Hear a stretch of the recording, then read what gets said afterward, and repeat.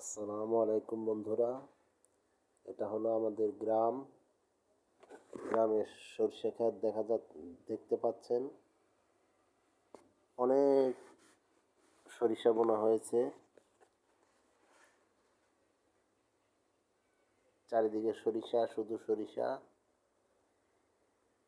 আমাদের গ্রামের সৌন্দর্য।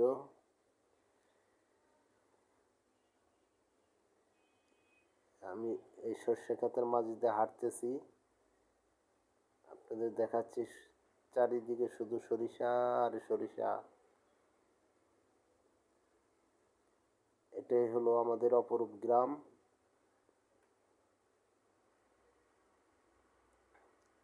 যেদিকে তাকাবেন শুধু সরিষা আর সরিষা। সরিষার সিজন এখন।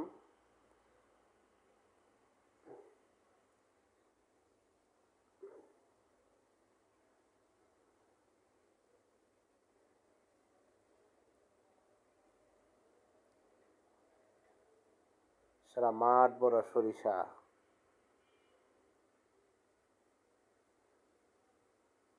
এখন আমি হাঁটতেছি, সর্ষে ক্ষেতের মাঝে হাঁটতেছি। ফাঁকে ফাঁকে এই যে এখন দেখবেন পেঁয়াজ বোনা হয়েছে, এটা পেঁয়াজ ক্ষেত। ঠিক আছে, এই যে আমার চাচাতো ভাই, উনি কোদাল দিয়া জমি আইল কাটতেছে। এই মরিচ গাছ দেখতে পাচ্ছেন, মরিচ গাছ। মরিচা হয় আমাদের এখানে। আমার ভাই আর ভাইস্তে এরা নামাজে যাচ্ছে ভুট্টা ক্ষেতের মাঝে দিয়ে। আমাদের এখানে রাস্তা নেই, কেউ রাস্তা করে নাই। কোনো এমপি, আমাদের যে এমপি ছিল উনিও করেনি, চেয়ারম্যানও ছিল উনিও করেনি। বর্ষাকালে আমাদেরকে এইখান দিয়ে যেতে হয় কাদার মধ্যে। ভরা বন্যার সময় আমাদেরকে নৌকায় করে যেতে হয়। এখানে কেউ রাস্তা করে দেয় না, বলে নাকি রাস্তা হবেই না। এখনো চিন্তা করা যায় আমরা কোন যুগে আছি। এই ডিজিটাল যুগেও এখন আমরা ভুট্টা ক্ষেতের মাঝখান দিয়ে যেতে হয়।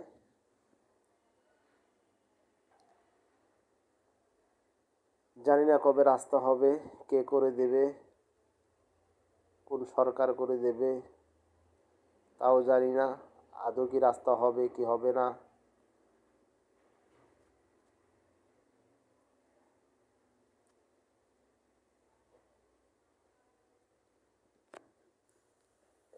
এ দেখেন, ইরি ধানে, ভুট্টার পাশাপাশি ইরি ধানও করা হয়।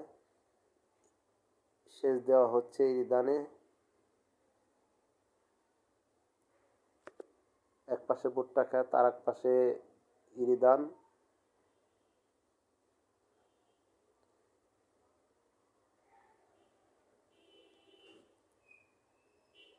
এই পাশে ধইনের সোয়াজ বোনা হয়েছে।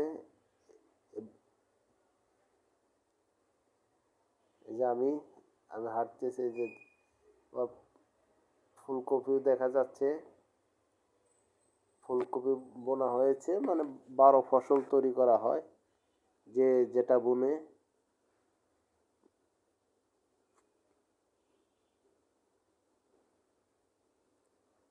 এখানে লাল শাক দেখা যাচ্ছে।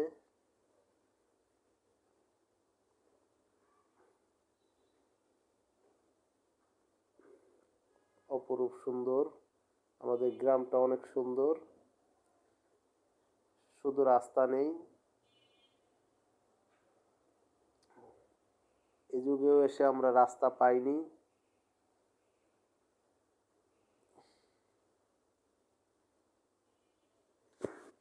এখান দিয়ে যেতে হয় আমাদেরকে বাজারে।